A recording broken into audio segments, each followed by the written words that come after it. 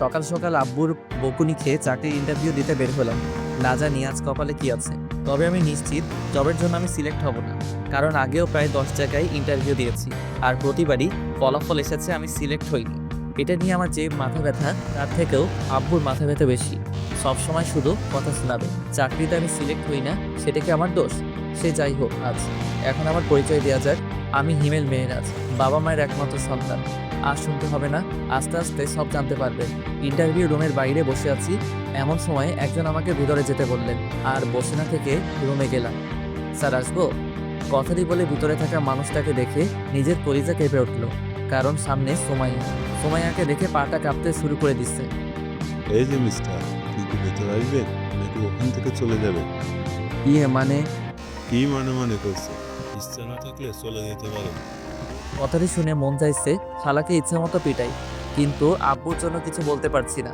আর কোনো কথা না বাড়িয়ে ভিতরে ঢুকলাম। প্লিজ। জি। শামীম সাহেব এবং রেজাউল সাহেব, আমি একাই এনার ইন্টারভিউ নেব, সো প্লিজ আপনারা কোনো কিছু বলবেন না। জি ম্যাডাম। সুমাইয়ার এমন কথা শুনে হার্টবিট বেড়ে গেল। এখন কি বলে আল্লাহ ভালো। সো মিস্টার হিমেল, এই যাবৎ কয়টা ইন্টারভিউ দিয়েছেন? মাত্র 10টা। 10টা দিচ্ছেন, সেটাও আবার মাত্র? জি। আপনার কি এখনো লুচ্চামি করার অভ্যাস আছে? সরি, আমাকে দেখে কি তাই মনে হয়? দেখে তো অনেক কিছুই হয়। এখন বলুন, আপনার কি কোনো গার্লফ্রেন্ড আছে? সুমাইয়ার কথা শুনে মন চাইছে খালিকে ধরে ইচ্ছে মতো পিটাই। কখন কি বলতে হয় এটাও হয়তো জানে না। কি হলো, কথা বলছেন না কেন? জি মানে ছিল, বাট এখন নাই। কেন, সময় শেষ তাই? না, তবে তার বাপের অনেক টাকা, যার জন্য অনেক অহংকার ছিল, তাই ছেড়ে দিছি। কি বললি তুই? আমি অহংকার করতাম? আরে আপনি রাগ করছেন? আমি কি আপনাকে বলছি নাকি? ম্যাডাম, উনি তো অন্য কারো কথা বলছেন। ওকে, আমি সরি, এখন প্লিজ যেতে পারেন। ঠিক আছে, তবে ম্যাডাম আপনি আগের থেকে অনেক কিউট হয়েছেন।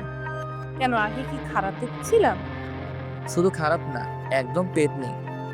আর কিছু না বলে দৌড়ে বাইরে চলে এলাম। থাকলে না জানি পেট নিয়ে শালি আমার ঘাড় মটকাতো। বাইরে বের হয়ে হাঁটতে লাগলাম।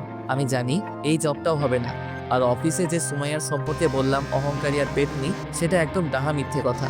অহংকার জিনিসটা আসলে কি, সুমাইয়া নিজেও আদৌ জানে কিনা সন্দেহ।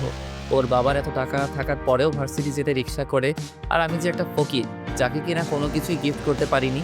তবে সুমাইয়ার এগুলো নিয়ে মাথা ব্যথা ছিল না, বরং সে নিজেই আমাকে পকেট খরচে টাকা দিত। আর পেতনিটা সুমাইয়াকে দেখলে পরীরাও হিংসা করবে। নীল শাড়ি, খোলা চুল, হাতে ভিন্ন রকম চুড়ি, আর কপালে ছোট একটা টিপ, ব্যাস যে কেউ ওকে দেখে পিতা হয়ে যেতে পারবে। সে যাই হোক, এসব ভেবে আর লাভ নাই। আমি জানি এই জব আর হবে না। বাসায় গিয়ে ফ্রেশ হয়ে ঘুমিয়ে গেলাম। রাতে খেয়ে ঘুমিয়ে ফেসবুকিং করছি, এমন সময় একটা অপরিচিত নাম্বার থেকে কল আসলো। আসসালামু আলাইকুম, কে বলছেন? আমি সুমাইয়া, তোর এক্স। ওই শালি, তুই আবার আমারে কল করছিস কেন? করতে হলো, কারণ আমার বাবুটা এখনো তো চাকরি করে না, তাই চাকরি দেওয়ার জন্য কল করলাম। আমি তোর বাপের চাকরি করতে পারবো না। কেন পারবে না? এমনি পারবো না, রাখ তুই। সুমাইয়াকে কিছু বলতে না দিয়ে কেটে দিলাম। আর হ্যাঁ, ওকে আমি তুই করে বললাম, এটারও কারণ আছে। আমি চাই না আমার মতো বেকারকে সুমাইয়া ভালোবাসে।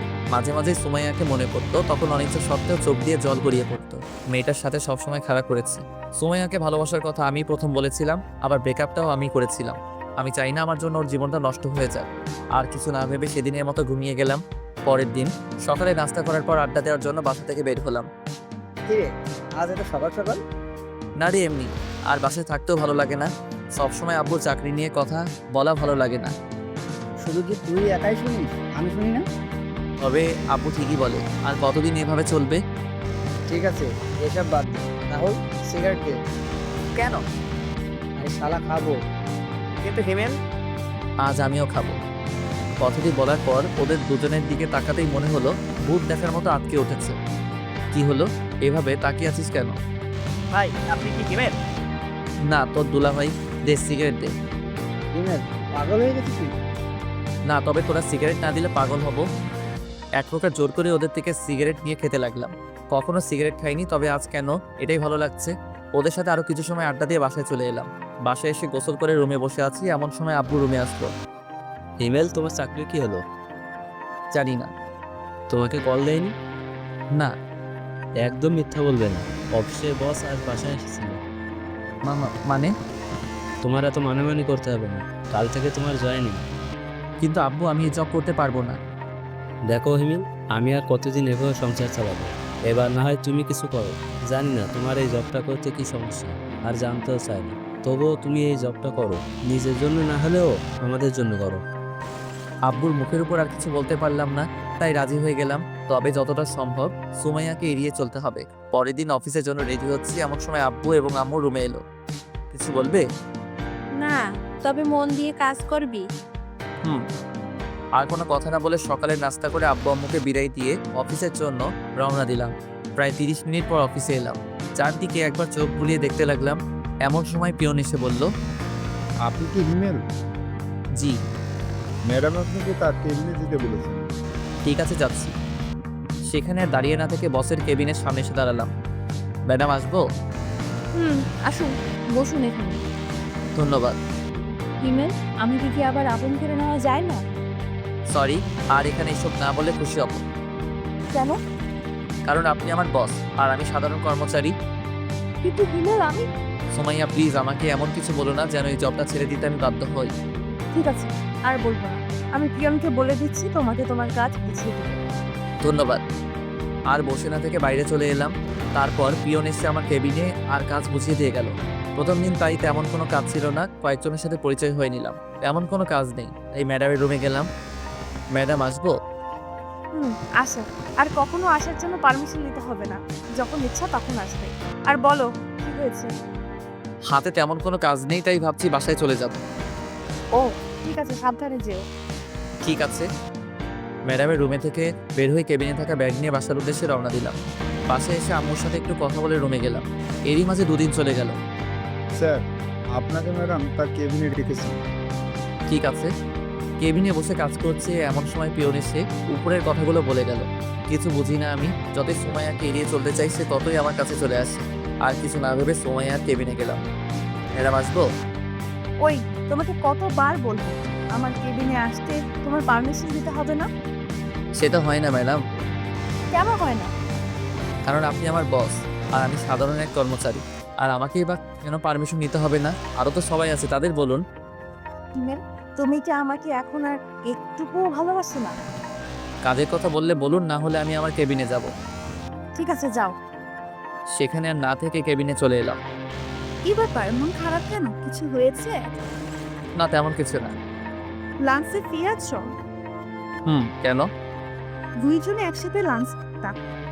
ঠিক আছে। আর শোনো, একটু হাসি খুশি থেকে। কেন, এখন কি আমি মনমরা হয়ে থাকি? আরে না, তুমি এত হ্যান্ডসাম, বাট একটু কম কম হাসো। তা ঠিক। আর হেসে কথা বলে যদি তুমি আমার প্রেমে পড়ে যাও তাহলে? তাহলে কি তোমাকে বিয়ে করে নিব? সুমাইয়া, কাজ বাদ দিয়ে এত হাসাহাসির কি আছে? আসলে ম্যাডাম, থাক, আর বলতে হবে না, এখন কাজ করুন। জি। তারপর সুমাইয়া চলে গেল। আমরাও কথা বাদ দিয়ে কাজে মন দিলাম। কাজ করতে করতে কখন দুপুর হয়ে গেছে খেয়ালই করিনি। এটি স্যার, আর কত কাজ করবে? ও তুমি? কেন, অন্য কারো আসার কথা ছিল বুঝি? আসবে আর কি, সে মানুষটাই আর নেই। থাক, আর বলতে হবে না, এখন চলো। চলো। তারপর রিয়ার সাথে লাঞ্চটা করে নিলাম। অফিস ছুটির পর বাইরে আসতেই দেখলাম রিয়া একটা রিকশায় বসে আছে। বাসায় যাবে না? যাব। তাহলে আসো। না থাক, আমি যেতে পারবো। আরে সমস্যা কি, আসো। আর আমি তো তোমাদের ওখান দিয়েই যাবো। তারপরেও তুমি যাও, আমি অন্য একটা রিকশা করে যেতে পারবো। আমি কিন্তু রাগ করবো, প্লিজ। ঠিক আছে, চলো। রিকশাতে ওঠার পর সারাটা রাস্তা দুজনে কথা বলতে বলতে এলাম। বাসার কাছে এসে রিয়াকে বিদায় দিয়ে ভিতরে চলে এলাম। ফ্রেশ হয়ে ফোন টিপছি, এমন সময় আম্মু আসলো। মেয়েটার নাম কি রে? কোন মেয়ে আম্মু? আরে ওই মেয়ে যার সাথে তুই রিক্সা করে এলি। ও, ওর নাম রিয়া, আমার সাথেই কাজ করে। মেয়েটা দেখতে কিন্তু আলহামদুলিল্লাহ। তো আমি কি করব? তুই চাইলে ওর বাসায় কথা বলে দেখতে পারি। আম্মু, তুমি কি পাগল হলে নাকি? এখানে পাগল আর কি আছে? এখন আমি বিয়ে টিয়ে করবো না। আর আম্মু প্লিজ এটা নিয়ে কিছু বলো না। রিয়া শুধুই আমার বন্ধু আর কিছু না। ওদের কতক্ষণ? আম্মু, আমি তোমার পায়ে ধরি, তুমি এখন যাও। ঠিক আছে, তবে তুই ভেবে দেখতে পারিস। আম্মু চলে যাওয়ার পর লম্বা একটা নিঃশ্বাস ফেললাম। সারা রিক্সা করে আসার সমস্যা। এখন থেকে একা একা হেঁটে আসতে হবে। সেদিনের মতো আর কিছু না ভেবে খাবার খেয়ে ঘুমিয়ে গেলাম। অফিসে হিমেল, কথা বলি? জি বলুন। না, আগে তুমি আমাকে তুমি করে বলো। সেটা আমি পারবো না ম্যাডাম। কেন পারবে না? ব্যাস পারবো না। ঠিক আছে, পারতে হবে না। এখন বলো, বাসায় থেকে কি তোমার জন্য পাখি দেখছে? দেখুন, এগুলো নিতান্ত আমার পার্সোনাল ব্যাপার, আপনার না জানলেও চলবে। প্লিজ বলো। বৈশালী, তোকে আমি বলতে যাব কেন? তুমি আমাকে বকা দিলা, আজ মনে হচ্ছে প্রথম দিলাম। তাই বলে অফিসে? দরকার হলে আরো দিব। তোর সমস্যা? আমার সমস্যা না হলে কাল হবে। ঠিক আছে, তাহলে আমি আর এই জব করবো না। কাল থেকে আর আসবো না। এই না, তুমি আমাকে বকা দিবা, মন যা চায় তাই দিবা, তারপরও তুমি জব ছেড়ে দিও না। মনে থাকে যেন। এখন বলো কি খাবে? ছুটি লাগবে। আরে মাত্র তো আসলে, দুপুরের পর যেও। না থাক, লাগবে না, আমি যাই। আর কোনো কথা না বাড়িয়ে কেবিনে এসে কাজ করতে লাগলাম। এই কয়েকদিনে কিছু বন্ধু পেয়েছি যাদের সাথে কাজের ফাঁকে কথা বলতে পারি। হঠাৎ করে সুমাইয়ার কথা মনে পড়লো। মেয়েটা অনেক ভালোবাসে, কিন্তু প্রতিদানে আমি তাকে কিছুই দিতে পারছি না। কি ইমেল সাহেব, কি ভাবছেন? না তেমন কিছু না, এমনি। আপনার কি খবর? এই তো চলছে ভাই। কিছু মনে না করলে একটা কথা বলি? মনে করলে বলবেন না। আচ্ছা শুনুন, আপনারা রিয়া ম্যাডামের সাথে কি সম্পর্ক? কেন? আর আমরা তো জাস্ট ফ্রেন্ড। কিন্তু আমার মনে হয় উনি আপনাকে ভালোবাসেন। রাফি সাহেব, আপনার কপাল ভালো যে রিয়া আর আসিন আসলে আপনার হয়তো খবর করে ছাড়তেন। আর শুনুন, এখন একটা বিয়ে করে ফেলেন। তেমন কোনো মানুষ পেলে অবশ্যই করব, তখন আর বলতে হবে না। কেন? আপনার কোনো গার্লফ্রেন্ড নেই? জীবনে একটা ছিল, তবে এখন আর নেই। কেন? সেটা অন্য এক সময় বলবো। ঠিক আছে, এখন যাই, কাজ করি। Okay bye. রাফির সাথে কথা বলে আবার কাজে মন দিলাম। হাতে কিছু কাজ থাকায় খেয়ালই করিনি দুপুর হয়ে গেছে। আর কত কাজ করবে? মানে? ও ম্যাডাম আপনি? আরে বসো বসো। জি। এখন বাসায় চলে যাও। কেন? সকালে যে বললে তোমার ছুটি লাগবে, না আমার ছুটি লাগবে না। তখন যে বললে। এমনি বলেছি। তাহলে চলো লাঞ্চ করি একসাথে। আপনি যান, আমার দেরি হবে। ঠিক আছে, তোমার কাজ হলে আমার কেবিনে এসে দুজনে একসাথে খাবো। আপনি খেয়ে নিন। তুমি না আসলে আমিও খাবো। দেখা যাবে। কাজ শেষ করতে আরও 1 ঘন্টা সময় লাগবে। টেবিলের নিচ থেকে খাবার বের করতে সুমাইয়ার কথা মনে পড়লো, তাই টিফিনটা নিয়ে ম্যাডামের রুমে গেলাম। ম্যাডাম আসবো? তুমি সোফায় 5 মিনিট বসো, আমি কাজটা শেষ করে আসছি। জি। পকেট থেকে ফোনটা বের করে টিপতে শুরু করলাম। এদিকে অনেক ক্ষুধাও লেগেছে, কিছু বলতেও পারছি না, তবে অনেক রাগ হচ্ছিল। মন চাইছিল উঠে গিয়ে সুমাইয়ার ল্যাপটপ ভেঙে দিই, কিন্তু পারছি না। কিছু সময় পর। রেগে গেছো? না। হিমেল, একটা কথা বলি। বলুন। সেদিন কি আমার কোনো দোষ ছিল যার জন্য তুমি আমার সাথে ব্রেকআপ করেছিলে? আপনার কোনো দোষ ছিল না, আর এখনো নাই। তাহলে কেন চলে গিয়েছিলে আমার জীবন থেকে? নিশ্চয় তুমি যা বলতে আমি তো সেই কথাই শুনতাম। তাহলে কেন তুমি আমার সাথে এমনটা করলে? বুঝলাম আমি কিছু একটা ভুল করেছিলাম, কিন্তু তুমি তো আমাকে বলতে পারতে। তা না পরে হুট করে একদিন এসে বললে আমাদের ভালোবাসার রাখা সম্ভব না। কি হয়েছিল তোমার? নিশ্চয়, কারণ তার কথার কোনো উত্তর দেওয়ার মতো ভাষা আমার নেই। প্লিজ হিমেল, কথা বলো। লাঞ্চ করবেন নাকি চলে যাব? কথাটি শুনে সুমাইয়া একটা দীর্ঘশ্বাস ফেললো। ঠিক আছে। তারপর লাঞ্চ শেষ করে নিজের কেবিনে চলে আসলাম। তোর অফিস কেমন চলছে? এই তো আম্মু চলছে। আচ্ছা শোন, আগামীকাল আমি আর তোর আব্বু তোর মামার বাসায় যাব। তুই কি যাবি? না আম্মু, অফিসে কাজের চাপ অনেক। কিন্তু ওই পাগলিটা তো আমাদের দুজনের মাথা খেয়ে ফেলবে। তোমরা এবার ম্যানেজ করে নাও। ঠিক আছে, তুই এখন রেস্ট নে। রুমে বসে ফোন টিপছি, এমন সময় আম্মু আসলো আর এসে যা বললো তা তো শুনতেই পেলেন।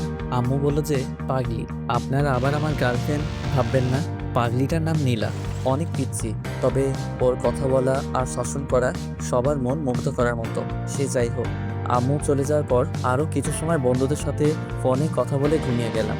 পরের দিন আব্বু আম্মুকে স্টেশন অব্দি এগিয়ে দিতে গিয়ে অফিসের জন্য অনেকটা দেরি হয়ে গেছে, প্রায় 45 মিনিট।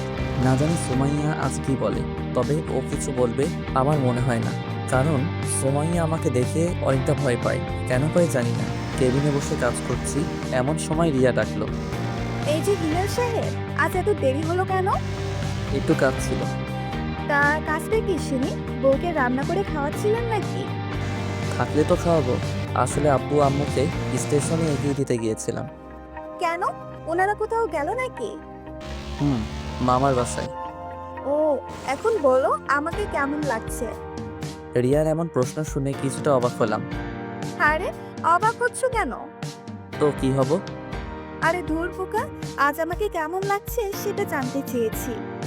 রিয়ার সাথে এতটা সময় কথা বলছিলাম, কিন্তু খেয়ালই করিনি রিয়া আজ শাড়ি পরে আসছে। আরে বাহ, আজ শাড়ি পরার কারণটা কি শুনি? কেন?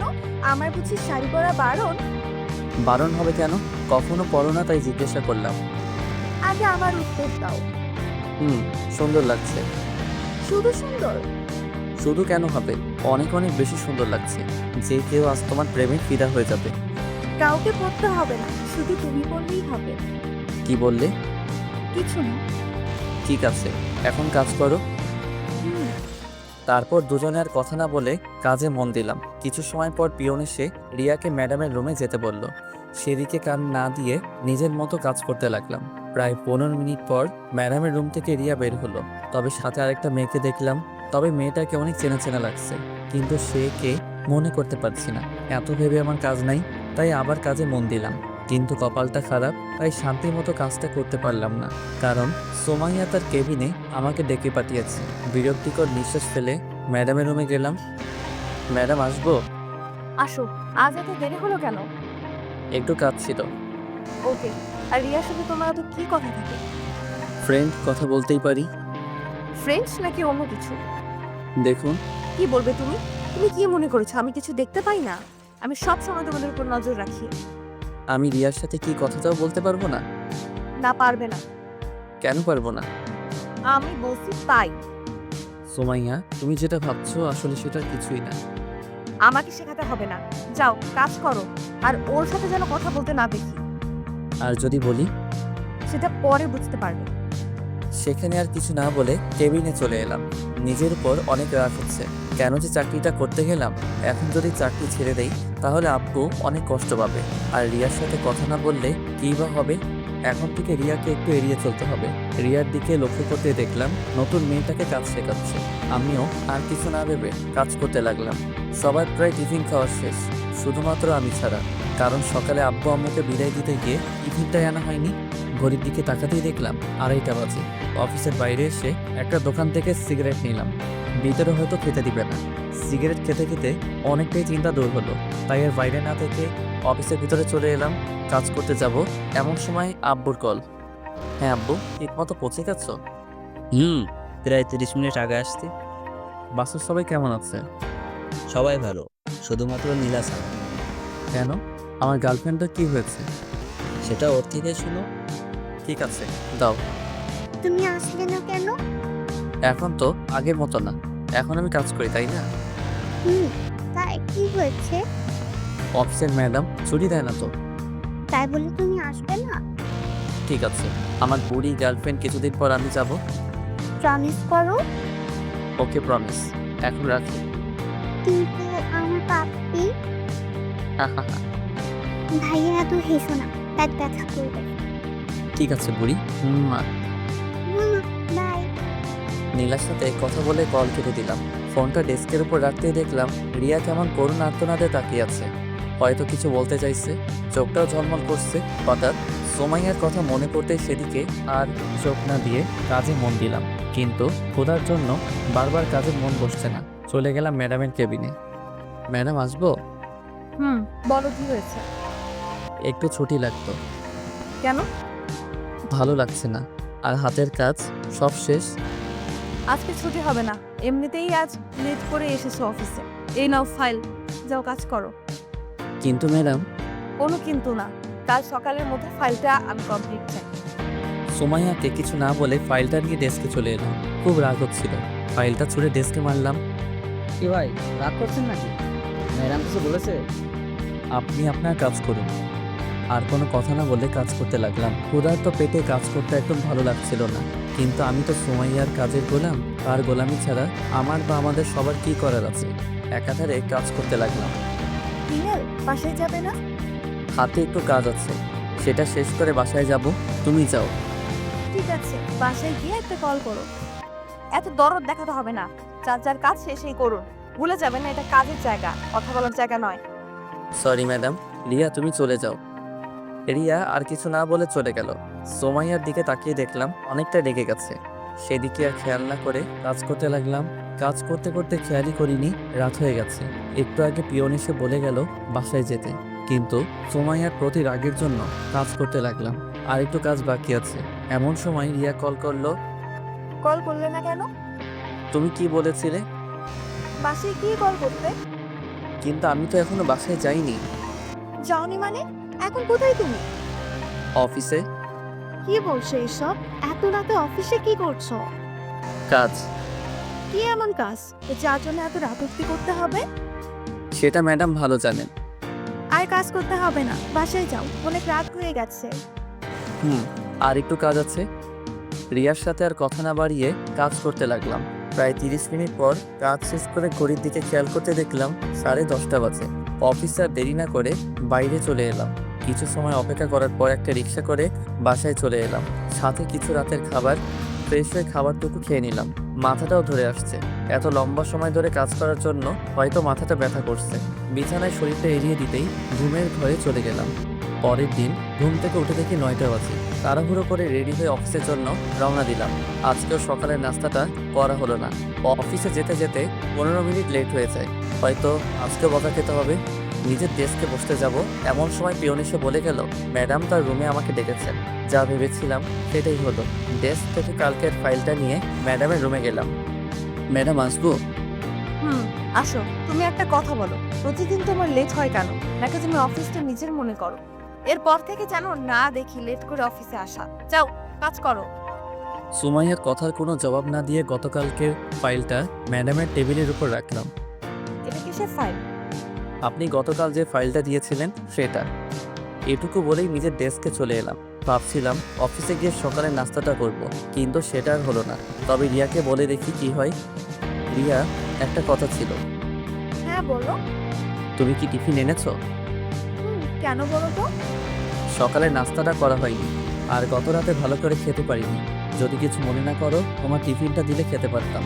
আর লাঞ্চ টাইমে হোটেল থেকে আমি তোমাকে খাইয়ে দিব। আর এটা বলতে কি লজ্জা হবে নাকি? এই নাও, খেয়ে আসো। ধন্যবাদ।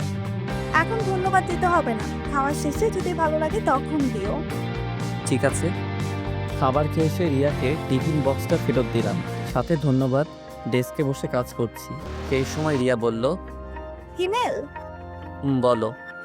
তানহা কি চেনো? তানহাকে? আমাদের অফিসে নতুন জয়েন করেছে। ওকে দাঁড়াও। ঠিক আছে। একটু পর রিয়া নতুন জয়েনিং করা মেয়েটিকে সামনে নিয়ে এলো। হাই ভাইয়া, হাই। আমাকে চিনতে পারছেন? চেনা চেনা লাগছে, কিন্তু ঠিক মনে করতে পারছি না। আর তোমার যে বয়স, তোমাকে তো জব দেওয়ার কথা না? ভাইয়া, আপনার মনে আছে 1 বছর আগে একটা অ্যাক্সিডেন্ট থেকে দুটো মানুষকে বাঁচিয়েছিলেন? সেদিন যদি আপনি না থাকতেন তাহলে হয়তো আমরা কেউ বাঁচতাম না। তার মানে তুমি? জি ভাইয়া, আপনি হয়তো অন্ধকারে দেখতে পাননি, কিন্তু আমি দেখেছিলাম। যখন আপনি আমাদের হাসপাতালে রেখে চলে গিয়েছিলেন, তারপর 2 দিন হাসপাতালে থাকার পর যখন সুস্থ হয়ে যায়, আপনাকে অনেক খুঁজেছিলাম কিন্তু পাইনি। আম্মুও অনেকবার আপনাকে দেখতে চেয়েছিলেন, কিন্তু আপনার ঠিকানা তো কিছুই জানি না, তাই আপনার আর সন্ধান পেলাম না। আমি দুঃখিত যে পরে আর তোমাদের কোনো খোঁজ নিতে পারিনি। আসলে সেই সময় কিছু কাজ ছিল। এখন বলো, আন্টি কেমন আছেন? আম্মু আর এখন নেই। নেই মানে? কিছুদিন আগে স্ট্রোক করে মারা গিয়েছে। আমি সরি। আর আঙ্কেল কেমন আছে? ভাইয়া, পৃথিবীতে এখন আর আমার কেউ নেই। যখন আমি অনেক ছোট তখন আপু মারা যায়। আম্মু লালন পালন করতেন ওনার শিক্ষকতার উপার্জন টাকা দিয়ে। কিন্তু এখন জব করতে গেলে কেন? বেঁচে থাকার জন্য। তানহার সাথে আরও কিছু কথা বললাম। কথা বলার সময় আমি স্পষ্ট দেখতে পাচ্ছিলাম তানহার চোখে জল। ডেস্কে বসে কাজ করছিলাম। ঠিক এমন সময় সুমাইয়া তার রুমে আসতে বলল, আর বসে না থেকে সুমাইয়ার রুমে গেলাম। জি ম্যাডাম, বলুন। রাগ করেছো আমার উপর? আপনার উপর রাগ করতে যাব কেন? আমি জানি তুমি আমার উপর রেগে আছো। কি করব বলো? তুমি তো আমার একটা কথা শোনো না, সব সময় শুধু রিয়ার সাথেই কথা বলো। ম্যাডাম, কাজের কিছু থাকলে বলুন। আমি আপনার এসব আজাইরা কথা শুনতে পারবো না। তুমি কি আমার কথা বিরক্ত হও? করুণভাবে তাকিয়ে বলল, হ্যাঁ, আমি অনেক বিরক্ত হয়ে, কি কথা এত তোর, বারবার আমাকে তোর কেবিনে আসতে হবে? আমি তোর কাজ করি ঠিক আছে, কিন্তু তাই বলে আমি তোর অন্য কথা শুনতে পারবো না? তোর কাজ হলেই হলো, এতে তুই যদি আমাকে তোর অফিসে রাখিস তাহলে রাখ, না হলে আমি তোর অফিসে আর কাজ করতে পারবো না। তুমি আমাকে তুই করে বললে? হ্যাঁ বলছি, কি করবি তুই? কিছু না, যাও তুমি কাজ করো। সেখানে আর এক মুহূর্তের জন্য না দাঁড়িয়ে ডেস্কে চলে এলাম। রাগের মাথায় কি থেকে কি বললাম আল্লাহ ভালো জানেন। এখন সুমাইয়া যে কি করবে আর বারবার আমাকে ডাকারই বা কি আছে, মনে মনে এসব ভাবছি আর কাজ করছি। কাজ করতে করতে প্রায় দুপুর হয়ে গেছে, মানে লাঞ্চের সময়। এই যে স্যার, হ্যাঁ বলো, যাবে না? কোথায় যাব? কোথায় মানে, তোমার মনে নেই? কি বলেছিলাম মনে পড়ছে না। ঠিক আছে, মনে করতে হবে না, আমি গেলাম, থাকো তুমি। আরে রাগ করছো কেন? লাঞ্চ করতে তো যাবই, তুমি তানহাকেও ডেকে আনো। কেন? আমি বলছি তাই। ঠিক আছে, ডেকে আনছি, তুমি একটু অপেক্ষা করো। রিয়া চলে যাওয়ার পর চেয়ারে বসে ভাবছি কি করা যায়। হঠাৎ কাঁধে কারো হাতের স্পর্শ পেয়ে ঘুরে তাকালাম, দেখলাম সুমাইয়া। কিছু বলবেন? লাঞ্চ করবে না? করব। তাহলে আমার কেবিনে আসো। আজ একসাথে লাঞ্চ করতে পারবো না, সকালে রিয়া টিফিন খেয়েছি, তাই এখন তাকে খাওয়াতে হবে। ও টিফিন খেতে হবে কেন? কারণ আব্বু আম্মু বাসায় নেই। ও আপনি খেয়ে নিন। ঠিক আছে। সুমাইয়া চলে যাওয়ার পরপরই রিয়া আর তানহা এলো। তাদের কোনো কথা বলতে না দিয়ে বললাম, চলো কোথায় ভাইয়া? লাঞ্চ করতে। কিন্তু আমি তো টিফিন এনেছি। তাতে কি, আজ না হয় আমাদের সাথেই খেলে। ঠিক আছে চলুন। রিয়া, একটা কথা বলার ছিল। বলো। তোমার বাসায় কে কে থাকে? বিয়ের প্রস্তাব দিবে নাকি? ওই চুপ করো, আগে যা বলছি তার উত্তর দাও। আমি, আব্বু আম্মু আর ছোট একটা ভাই। ভাই কি করে? ক্লাস 3-তে পড়ে। তাহলে গুড। আরে কিসের গুড, বলবে তো? তোমার বুঝতে হবে না, আগে রেস্টুরেন্টে ঢুকো তারপর সব বলছি। ঠিক আছে। অফিসের পাশে একটা রেস্টুরেন্টে গেলাম। ভিতরে যাওয়ার পর 3জন খাবার অর্ডার করলাম, তারপর খেতে শুরু করলাম। তানহা, তুমি কোন ক্লাস অবধি পড়াশোনা করেছো বা এখনো করো? ইন্টার প্রথম বর্ষের এক্সাম দিয়েছি। সেটা তো অনেক আগে হয়েছে। রিয়া, তুমি চুপ করে খাও। ওকে। তানহা বলো। জি ভাইয়া, রিয়াকু ঠিকই বলেছেন, অনেকদিন আগে এক্সাম দিয়েছি, 2 দিন আগে রেজাল্ট দিয়েছে। বুঝলাম, এখন তোমার ইচ্ছা কি? এখন আর কোনো ইচ্ছে নেই। মানে আর পড়াশোনা করবে না? ইচ্ছে ছিল, আর আম্মুরও অনেক ইচ্ছে ছিল বড় হয়ে আমি শিক্ষিকা হব, কিন্তু আগে তো বাঁচতে হবে তাই না? তোমার রেজাল্ট কি হয়েছে? ভাইয়া এগুলো বাদ দিন, যেটা বললাম সেটা বলো। প্রথম হয়েছে। বলেই কান্না করে দিল। আরে কান্না করছো কেন? ওকে, আমি কান ধরছি, আর কখনো এসব বলবো না। ভাইয়া আপনার কথা শুনে কান্না পাইনি, কান্না পেয়েছে আম্মুর কথা মনে করে। আম্মুকে বলেছিলাম এবারও আমি প্রথম হব, কিন্তু আমার কি কপাল, দেখুন আম্মু আমার রেজাল্টটাও শুনে যেতে পারেনি। ঠিক আছে, এখন খাও। আর রিয়া, ওই কি হলো তোমার? ওই রিয়া, আও, মারলে কেন? এত সময় ধরে থাকছি, শুনতে পাও না? তুমি তো চুপ করে খেতে বলবে। আমাদের কথা বলা দেখে তানা ফিক করে হেসে দিল। যাক, আজ রিয়ার জন্য হলেও মেয়েটা হাসলো। সব সময় তো চুপ করে থাকে। বলো কি বলবে? আজকে তানহা তোমার বাসায় থাকবে। মানে ভাইয়া আমি রিয়াপুর বাসায় থাকতে যাবো কেন? আমি বলছি তাই। কিন্তু ভাইয়া। আমাকে কি পর ভাবো? না, কিন্তু ভাইয়া। তাহলে যা বলছি তাই শোনো। আর রিয়া, তোমার বাসায় কি সমস্যা হবে? একদম না। ঠিক আছে, যা বললাম তাহলে সেটাই করো। তারপর আরও কিছু কথা বলতে বলতে লাঞ্চ শেষ অফিসে চলে এলাম। কিছু সময় কাজ করার পর আম্মুকে কল করলাম। আম্মু, তোমরা এখনই বাসায় চলে আসো। কিন্তু কেন? আগে আসো তারপর, আর আমার বুড়ি গার্লফ্রেন্ডটাকে সাথে নিয়ে আসো। ঠিক আছে, আসছি। আর কোনো কথা না বলে কল কেটে দিলাম। তারপর আবার কাজে মন দিলাম, কিন্তু বারবার একটা পয়েন্টে আটকা পড়ছি। অনেকবার চেষ্টা করেও কাজটা করতে পারলাম না। তাই ভাবলাম সুমাইয়ার কাছে যাই, যেই ভাবা সেই কাজ। ম্যাডাম আসবো? আসো। এই জায়গায় একটু সমস্যা হয়েছে। একটু ভাবার পর সুমাইয়া নিজেই কাজটা সলিউশন বের করে দিল। ধন্যবাদ। ম্যাডাম, কিছু কথা বলি। বলো। আমি আপনাকে এত অপমান করি, তারপরেও কেন রাগ করেন না? ভালোবাসার মানুষের প্রতি রাগ রাখতে নেই। ও ঠিক আছে, বাই। হুম। ম্যাডামের কেবিন থেকে বের হয়ে আবার নিজের কাজে মনোযোগ হলাম। অফিস টাইম শেষ, তাই বাসায় যাওয়ার জন্য রেডি হতে লাগলাম। একটু আগে রিয়া আর তানহা চলে গেছে। বাইরে দাঁড়িয়ে আছি, এমন সময় সোমাইয়া গাড়ি নিয়ে সামনে এলো। বাসায় যাবে না? যাব। গাড়িতে ওঠ। আমি যেতে পারবো, আপনি যান। চুপচাপ গাড়িতে উঠো। কথা না বাড়িয়ে সোমাইয়ার গাড়িতে উঠলাম। তোমার ড্রাইভার নেই কেন? সরি, তুমি করে বলে ফেললাম। সমস্যা নেই, আর ড্রাইভার রাখতে মন চায় না, তাই নিজেই চালাই। ও, আচ্ছা, তোমার বাবা মা কোথায় গেছেন বললে না? মামার বাসায় গেছে কিছু কাজের জন্য। ও, আসবে কবে? আজকে। তোমার কলেজের কথা মনে পড়ে? বললেই বা কি, সেটা আমাদের অতীত, তাই না? কিন্তু সোমাইয়া, এটা নিয়ে আমি আর কথা বলতে চাই না, প্লিজ এসব আর বলো না। ঠিক আছে। তারপর দুজনেই নিশ্চুপ। কিছু সময় পর বাসের সামনে এসে সোমাইয়া আমাকে নামিয়ে দিয়ে চলে গেল। বাসের ভিতরে এসে ফ্রেশ হয়ে একটু ঘুমিয়ে গেলাম। ঘুম থেকে উঠে দেখি রাত 7টা বাজে। ফ্রেশ হয়ে বাইরে আসতে দেখলাম বুড়ি, তার মানে আব্বু আম্মু চলে এসেছে। ভাইয়া তুমি এমন কেন? আমি আবার কেমন? এই যে তুমি আমাদের এগিয়ে আনতে যাওনি, জানো আমি কত কষ্ট পেয়েছি। ওরে আমার বুড়িরে কত কষ্ট পেয়েছে। চলো ডিয়ার গার্লফ্রেন্ড, আম্মুর কাছে যাই। যাবো না, কেন? আগে তুমি আমাকে করলে না। আমার এত শক্তি নেই যে তোমাকে করে নিব। যাও, তোমাকে নিতে হবে না। এত বড় মানুষ আমার মতো 5 বছরের কিউট মেয়েকে করে নিতে পারবে না। বাব্বা কত রাগ, আসো বুড়ি। তারপর নীলাকে কোলে করে আম্মু আব্বুর কাছে গেলাম। আব্বু আম্মু, তোমাদের কিছু কথা বলার আছে। জানি না তোমাদের ফলাফল কি দাঁড়াবে, কিন্তু তোমরা প্লিজ আমার কথাটা রেখো। প্রয়োজন হলে কিছু সময় ভাবতেও পারো। আগে বলবি তো কথাটা কি? তানহার ব্যাপারে সব বললাম। এখন তুমি কি চাও? আব্বু, মেয়েটার পৃথিবীতে আপন বলতে কেউ নেই, আর আমার নিজের কোনো বোনও নেই। তাই বলছি তানহা আমাদের সাথেই থাকবে এবং পড়াশোনা করবে। কিন্তু মেয়েটা কি রাজি হবে? হতেই হবে। ইমেল, তোমার যা করার করবে, মেয়েটার ইচ্ছা পূরণ করতেই হবে।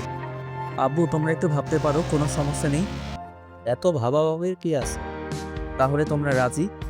কেন, আমরা কি রাজি হতাম না? ভেবেছিলাম তোমাদের অনেক করে বোঝাতে হবে, কিন্তু তার আর প্রয়োজন হলো না। থ্যাংক ইউ আব্বু আম্মু। আর একটা কথা ছিল, কি বল? তানহাকে তোমরা বাবা মায়ের অধিকার দিতে হবে। আরে পাগল, ওকে আমার মেয়ে করে বাসায় রাখবো, চিন্তা করিস না। সত্যি? সত্যি। লাভ ইউ আব্বু আম্মু। আর আমাকে কে বলবে? আরে আমি তো ভুলেই গেছি, আমার বইটা এখানে আছে। থাক, আর বলতে হবে না। ওকে বলি। আরও কিছু কথা বলে রুমে চলে এলাম। হাফ ছেড়ে বাঁচলাম। ভেবেছিলাম আব্বু আম্মু অপরিচিত একটা মেয়েকে বাসায় এনে বাবা মায়ের অধিকার দিবে, ভাবতেই পারিনি। অনেক খুশি লাগছে। তার থেকে গর্ব হচ্ছে আব্বুর আম্মুর প্রতি। পরের দিন এখনও তানহা বা রিয়াকে এটা নিয়ে কিছু বলেনি, সারপ্রাইজ দিব তাই। লাঞ্চ শেষ করে কাজ করছি, ঠিক সেই সময় ম্যাডামের রুমের জোরে জোরে কথা বলা বাইরে থেকে শুনতে পেলাম। কথা বললে ভুল হবে, অনেকটা বকাঝকার মতো। সবাই কাজ বাদ দিয়ে ম্যাডামের রুমের দিকে তাকিয়ে আছে, কিন্তু বাইরে থেকে কিছু বোঝা যাচ্ছে না। এভাবে আরও কিছু সময় পার হওয়ার পর দেখলাম তানহা ম্যাডামের রুম থেকে কান্না করতে করতে বের হচ্ছে। তানহার এমন কান্না দেখে বুকের ভিতর ছ্যাদ করে উঠল। যদিও ও আমার নিজের কোনো বোন না, কিন্তু যখন ও আমাকে ভাইয়া বলে, সব কিছু বলেছে, তখন থেকেই ওকে নিজের বোনের অধিকার দিয়েছি। অফিসের সব স্টাফ তানহার কাছে গিয়ে জিজ্ঞেস করছে কি হয়েছে। রিয়াকে দেখলাম তানহাকে সান্ত্বনা দেওয়ার চেষ্টা করছে। এসব একদম আমার সহ্য হচ্ছিল না। উঠে গিয়ে তানহার কাছে গেলাম। সবাই এখান থেকে যাও আর নিজের কাজ করো। অনেক রেগে আর জোরে বললাম। সবাই আর কিছু না বলে চলে গেল, কিন্তু রিয়া তানহার কাছে আছে। এই মেয়ে, তোকে কি আলাদাভাবে যেতে বলতে হবে? তুমি আমাকে তুই? হ্যাঁ, তুই যা এখান থেকে। ভয় পেয়ে রিয়া কিছু না বলে চলে গেল। এবার নিজেকে স্বাভাবিক করে বললাম, তানহা বোন আমার, সত্যি করে বলবি তুই কি ম্যাডামকে কিছু বলেছিস? বিশ্বাস করুন ভাইয়া, আমি ম্যাডামকে কিচ্ছু বলিনি। কাজে একটু ভুল হয়েছে, যার জন্য ম্যাডাম আমাকে ঋতু আব্বু আম্মুকে নিয়ে বকাঝকা করেছে। তানহার থেকে আর কিছু না শুনে তানহার হাত ধরে সোমাইয়ার কেবিনে গেলাম। তুই তানহাকে কি বলেছিস? ওর কাজে ভুল হয়েছে তাই বলেছি। তানহাকে সরি বল। ও ফানি, ওকে আমার সরি বলতে হবে না? হ্যাঁ হবে। যদি না বলি? আমাদের কাছে এসে বলল, আর ওকে আমার জব দেওয়াই ভুল হয়েছে। কেন যে এমন একটা বাজে মেয়েকে জব দিতে গেলাম। সোমাইয়ার কথাগুলো সূচের মতো শরীরে ভিড়ে যেতে লাগছিল। অনেক বেশি রাগ হচ্ছিল, তাই সহ্য করতে না পেরে অনেকটা শক্তি দিয়ে থাপ্পড় মারলাম। কি ভেবেছিস তোর যা ইচ্ছা তাই বলবি? তুই জানিস তানহাকে? তুই কি করে বলবি? আমি বলছি তাহলে, তানহা আমার বোন। কিন্তু তোমার তো নিজের কোনো বোন নেই। হ্যাঁ, সেটা পরশু অব্দি ছিল, কিন্তু গতকাল থেকে তানহা আমার বোন। যদিও ও আমার নিজের মায়ের পেটের বোন না, কিন্তু এখন থেকে তানহা আমার মায়ের পেটের বোন। আর তুই যে জবের জন্য তানহাকে বকা দিয়েছিস, সেই জব আজ থেকে ও করবে না। কালকের মধ্যে তুই রিজাইন লেটার পেয়ে যাবি। কথাগুলো বলে ডেস্ক থেকে ব্যাগটা নিয়ে তানহাকে সাথে করে অফিসের বাইরে চলে এলাম। ভাইয়া, ম্যাডামের সাথে এভাবে কথা বলা ঠিক হয়নি। সেটা আমি শুনতে চেয়েছি। না, কিন্তু জব ছেড়ে দিলে আমি বাঁচবো কি করে? ভয় পাচ্ছিস? তুই এখন আমার বোন। গতকাল আব্বু আম্মুকে সব বলেছি। তোকে আজ সারপ্রাইজ দিতে চেয়েছিলাম, কিন্তু কি থেকে কি হয়ে গেল বুঝতেই পারিনি। কথাগুলো বলে তানহার দিকে তাকাতেই দেখলাম মেয়েটার চোখ দিয়ে জল গড়িয়ে পড়ছে, যা দেখতে আমার একদম ভালো লাগছিল না। তাই হাসানোর জন্য বললাম, তুই কি জানিস তুই কান্না করলে একদম পেতনির মতো লাগে? ভাইয়া, ঠিক আছে, আর বলবো না। আর সরি তুই করে বলছি। সরি কেন? এখন থেকে তুই করেই আমাকে বলবি। আর তুইও আপনি না তুই করে বলবি। ঠিক আছে। তারপর একটা রিক্সা করে সারাটা রাস্তা তানহার সাথে কথা বলতে বলতে বাসে চলে এলাম। বাসের ভিতরে আসতেই আম্মুকে বললাম, আম্মু ও তানহা। চুপ হারামজাদা, মায়ের কাছে মেয়েকে পরিচয় করে দিস, তোর লজ্জা করে না একটু? আম্মুর কথা শুনে তানহা হেসে দিল। তাই বলে চুপ কর। তানহা মা, আয় আমার সাথে। তানহাকে সাথে করে নিয়ে আম্মু রুমে চলে গেল। আপনাদের হয়তো বলা হয়নি, আমাদের বাসা 3 তলা। উপরে আমরা থাকি আর নিচে 2 তলা ভাড়াটে থাকি। ভাড়া দিয়ে অনেক টাকা পাওয়া যায়, যার জন্য আমি চাকরি করতে চাইনি। সেই যাই হোক, আম্মু তানহাকে নিয়ে রুমে যাওয়ার পর আমি আর সেখানে দাঁড়িয়ে না থেকে রুমে এসে ফ্রেশ হয়ে নিলাম। ভাইয়া, আপুটা কি এখন থেকে এখানেই থাকবে? আর বুড়ি, তুই যেন ওর সাথে খারাপ ব্যবহার করবি না। তুমি আমাকে কি বললে? এখন তোমার জরিমানা হয়ে গেছে। কিসের জরিমানা? এই যে তুমি আমাকে তুমি করে বলেছো। আল্লাহ, আমি তো ভুল করে বলেছি। কোনো কথা নেই, তবে এটা একটু ভিন্ন জরিমানা। শুনি, এবার জরিমানাটা কি? কাল আমরা ঘুরতে যাব। আমার যত ইচ্ছা ঘুরবো, খাবো, তোমার কিছু বলা যাবে না। তাহলে তো আমি ফকির হয়ে যাব। বলে হবে, তাতে আমার কি? আমি তো তোমার বিএফ, তাই না? বিএফ এর থেকে টাকা নিবে? বিএস মানে বেস্ট ফ্রেন্ড, তাই তোমার থেকে আমি নিতেই পারি। আমি কিন্তু মন খারাপ করব। আমিও আন্টিকে বলে দেবো হিমেল ভাইয়া আমাকে বকা দিয়েছে। থাক, তার আর দরকার হবে না। এখন চলো, তোমাকে ডাকছি। ওকে ডিয়ার গার্লফ্রেন্ড, চলো। নীলাকে সাথে করে নিয়ে আব্বু আম্মুর রুমে গেলাম। দেখলাম আব্বু আম্মু অনেক হেসে হেসে কথা বলছে। কি ব্যাপার, এত হাসাহাসির কি আছে? হিমেল, তোকে অনেক অনেক ধন্যবাদ। কিন্তু কেন? তানহার তো বাসায় নাই। ও, জানিস এটা অনেক ভালো। আর দেখতে হবে না মেয়েটা কাদের। ঠিক বলেছো। তা হিমেল, এখন কি করবি? মানে? ওকে কোনো কলেজে ভর্তি করতে হবে, তাই না? সেটা তো করতেই হবে, আমার বোন বলে কথা। আগামীকাল তাহলে ওকে ভর্তি করিয়ে নিয়ে আয়। কাল হবে না, কেন? তোর আবার কি হলো? কারণ তোমার ছেলে আমাকে নিয়ে ঘুরতে যাবে। তাই বলে সকালেই? বললাম তো না। ওকে বুড়ি, তাই হবে। তাহলে পরশু যাও। আমিও তাই ভাবছি। এখন তানহা কোথায়? আমি ওকে রুমে রেখে এসেছি। তাহলে আমি তানহা আপুর কাছে গেলাম, তোমরা থাকো। নীলা চলে গেল। কিছু খেয়েছে? না, বললো অফিসে নাকি লাঞ্চ করেছে। ঠিক আছে। আরও কিছু সময় কথা বলে রুমে চলে এলাম। হঠাৎ মনে পড়লো রিয়াকে অফিসে ধমক দেওয়ায় হয়তো কষ্ট পেয়েছে মেয়েটা। তাই আর দেরি না করে রিয়াকে কল দিলাম। হ্যাঁ হিমেল, বলো। কি করো? এই তো বাসায় এসে ফিরে শুনলাম। কেন বলো তো? আমি কি জিজ্ঞেস করতে পারি না? এই পারো, কিন্তু কখনো আগে থেকে কল করো না, তাই আর কি। আসলে রিয়া, অফিসে তোমাকে কি থেকে কি বলেছি সেটা নিয়ে যদি কষ্ট পেয়ে থাকো তাহলে আমি সরি। আসলে মাথা ঠিক ছিল না। ঠিক আছে, সরি বলতে হবে না। এখন তান্না কোথায়? বাসায় নিয়ে এসেছি। আর তোমাকে বলাই হয়নি তানহা এখন থেকে আমাদের সাথেই থাকবে, আমার ছোট বোন আর আব্বু আম্মুর মেয়ে হয়ে। ওয়াও, অনেক ভালোই হবে তাহলে। হুম। তুমি কি করো? রিয়ার সাথে অনেকটা সময় কথা বলার পর বিছানায় শরীরটা এড়িয়ে দিলাম। এরকমভাবে কিছুটা সময় থাকার পর বন্ধুদের সাথে মেসেঞ্জারে কথা বলতে লাগলাম। সালার জবটার জন্য বন্ধুদের সাথেও ঠিকমতো কথা বলতে পারি না। তারপর সবাই মিলে রাতের খাবারটা খেয়ে নিলাম। ড্রয়িং রুমে বসে আছি, এমন সময় নীলা বলল, আন্টি আজ আমি আপুর সাথে খাওয়া। আজ না, অন্য আরেকদিন। না আজকে। নীলা, ভাইয়া আমি নীলাকে বলেছি এটা বলতে। আর আমি নীলা না হয় একসাথে ঘুমাই। কিন্তু মা, তোর যদি কোনো সমস্যা হয়?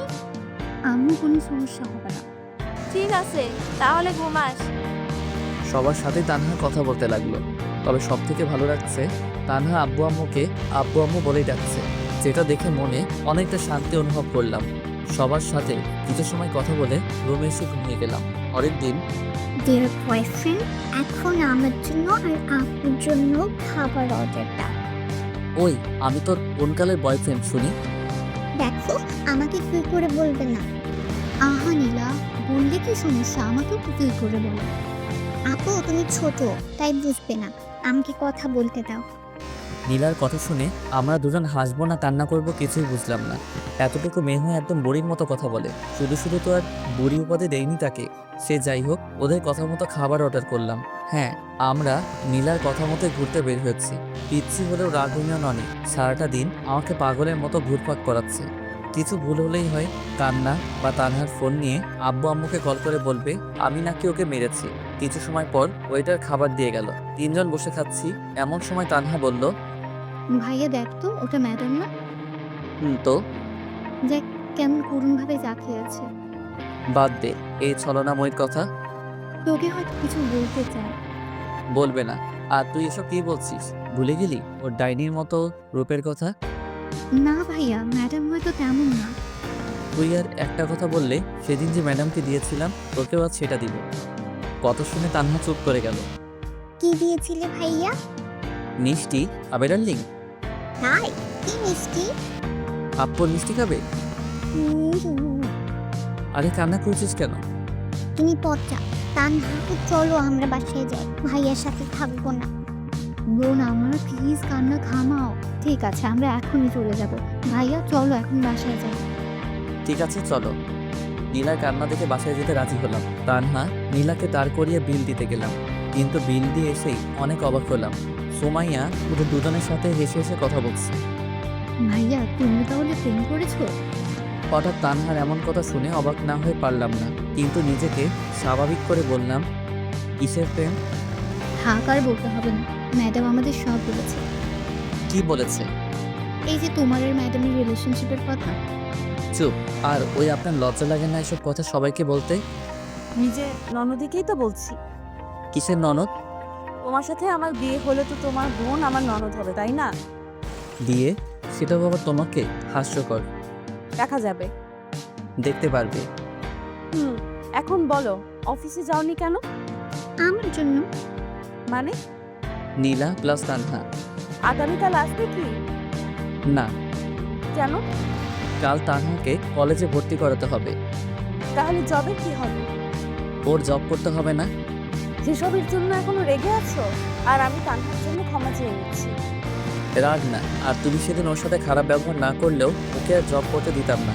এখন ওর ইচ্ছাটাই পূরণ করার প্রচেষ্টা করবে। ও নীলা, তানহা চলো। চলো।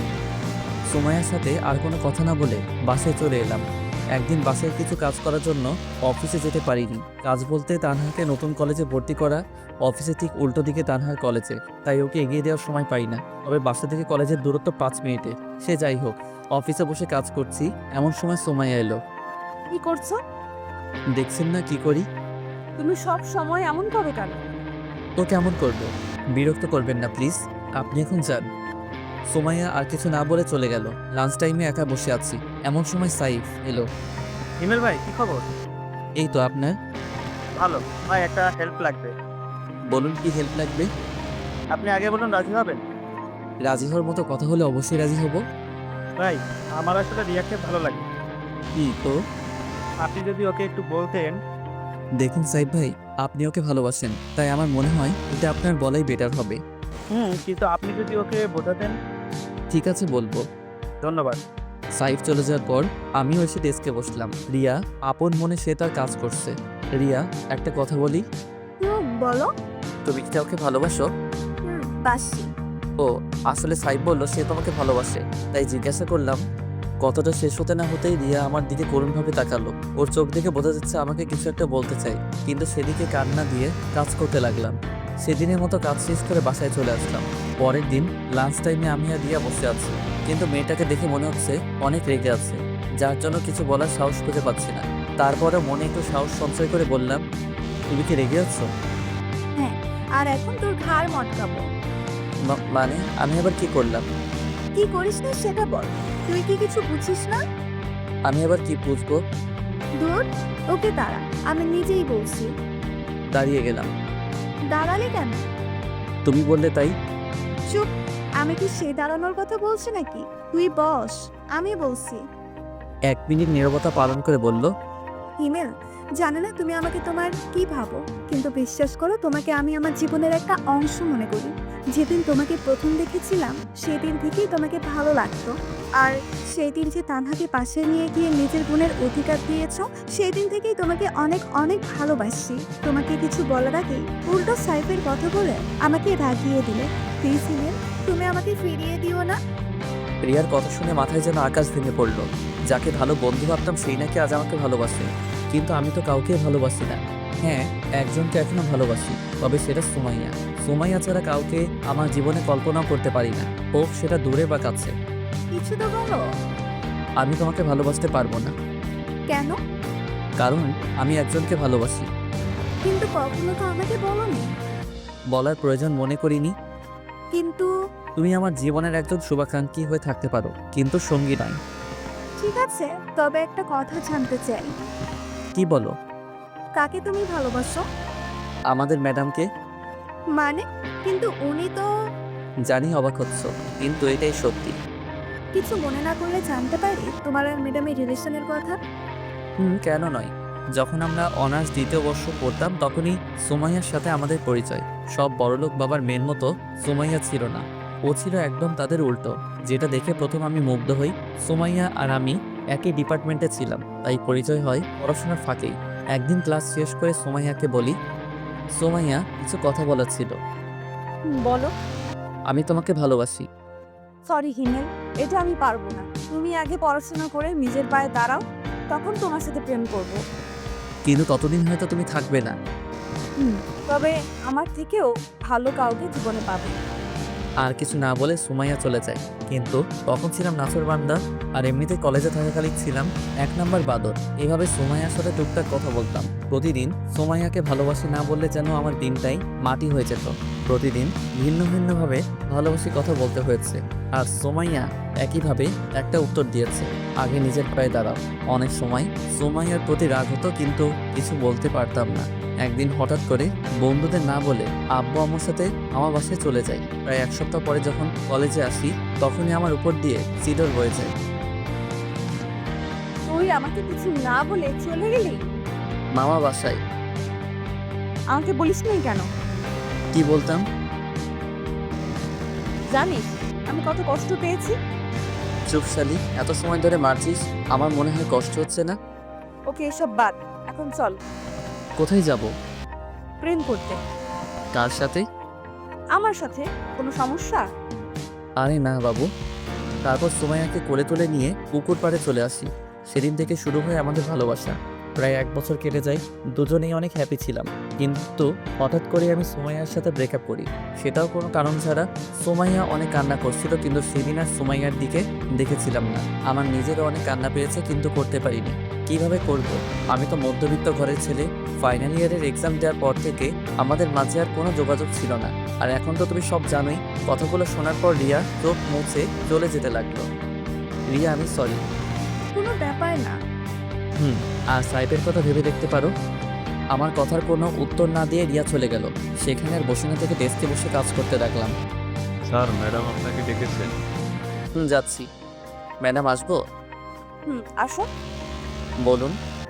কিছুই না, চুপচাপ এখানে বসে থাকো। কিন্তু আমার কাজ আমার সাথে এখানে বসে করবে। ওখানে করলে সমস্যা কি? সমস্যা আছে। কি সমস্যা? ওই যে রিয়ার সাথে সবসময় কথা বলো সেটা, ওর সাথে কথা বলা যাবে না। আর আজও কান্না করছিল কেন? জানি না, তুই বলবি? বলছি আগে ছাড়ুন। বল। আমাকে ভালোবাসার কথা বলেছিল, কিন্তু সেটা আমি রিজেক্ট করে দিই এবং আপনার আর আমার অতীতের কথা বলি, যা শুনে কান্না করেছে। ভালো করেছো, তুমি তো আমার লক্ষ্মী বাবু। মুয়া। দেখুন, আমি আপনাকে আর ভালোবাসি না। দেখা যাবে, এখন কাজ করো বসে। আর কোনো কথা না বলে ম্যাডামের রুমে বসেই কাজ করতে লাগলাম। ম্যাডাম আসবো? ম্যাডামের রুমে বসে কাজ করছি, এমন সময় রিয়া বাইরে থেকে কথাটা বলাতে বাইরের দিকে তাকালাম। আসুন। আসলে ম্যাডাম হিমেলের সাথে কিছু কথা ছিল। তো বলুন। ম্যাডাম অনেকটা পার্সোনাল। ঠিক আছে, চলো। ওই চুপ, দেখেন রিয়া যা বলার আমাকে সামনেই বলুন। বাইরে আরেকজন আছে। কে? সাইফ। সাইফ সাহেব বাইরে কি করছেন? আসলে ম্যাডাম হিমেল আমার আর সাইফের রিলেশনশিপের অনেক হেল্প করেছে, এই জন্যই কিছু কথা বলতে চাইছি আমরা দুইজন। ও এই কথা, ঠিক আছে চলো, আমিও যাব। আপনি যাবেন মানে? আমি যাব। তাহলে আমি যাব না। কেন যাবেন? যাব না, ব্যাস। ওই তুই যাবি না, তোর ঘাট যাবে।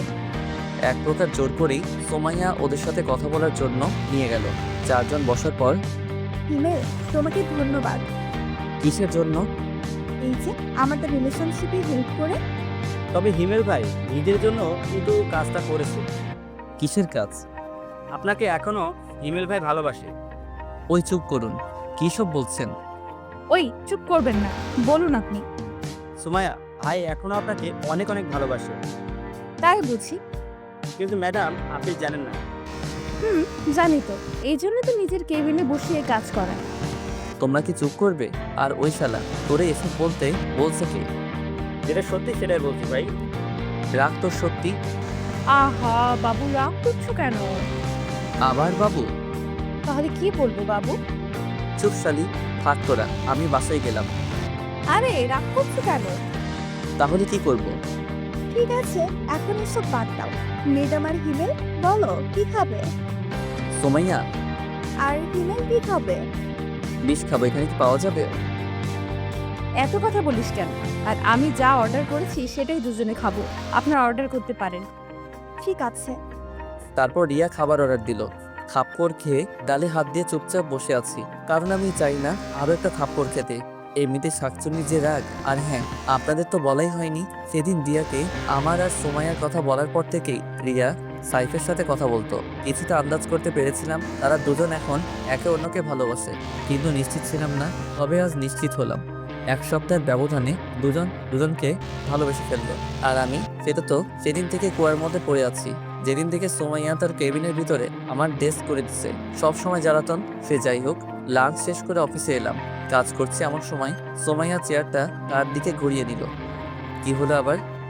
সোমাইয়া কোনো কিছু না বলে আমার কোলে এসে বসলো। কি করছো এ? যেটা করছি সেটা করতে দাও। নিশ্চুপ, কারণ মুখ ধরে রাখছে। বাবু তুমি এমন কেন? রাখ তোর বাবু। দেখ, এই রোমান্টিক সময় যদি তুই এইসব বলিস তোর খবর আছে কিন্তু। আমি এত রোমান্টিক না যে তোর সাথে রোমান্স করবো এখন। সোমাইয়া কিছু না বলে আমার নাদান ঠোঁট জোড়াকে নিজের মনে করে খুঁজতে লাগলো। প্রায় 7 মিনিট পর ছেড়ে দিল। ছেড়ে দেওয়ার পর দুজনেই হাঁপাতে লাগলাম। কেমন লাগলো বাবু?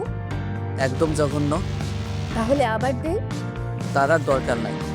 আমার কোল থেকে উঠে ডেস্কের উপরে বসে দুপা চেয়ারের দুই পাশে দিয়ে আমাকে দোলাতে দোলাতে বলল, কেন? যদি আমার পেট খারাপ হয়? পাগল, কিস করলে পেট খারাপ হয় তোমাকে কে বলেছে? ফেসবুকে দেখেছিলাম গার্লফ্রেন্ডকে কিস করে পেট খারাপ বয়ফ্রেন্ডের। মজা নাও। আরে না, সত্যি দেখেছিলাম। আচ্ছা এসব বাদ, এখন বলো তুমি আমাকে মিথ্যা বলতে কেন? কি মিথ্যা বলতাম? এই যে তুমি আমাকে ভালোবাসো না। সত্যি ভালোবাসি না। দেখা যাবে বিয়ের পর। কাদের বিয়ে? তোমার আর আমার। হবে না বিয়ে। বাজি? আমি বাজি। না কি বাজি?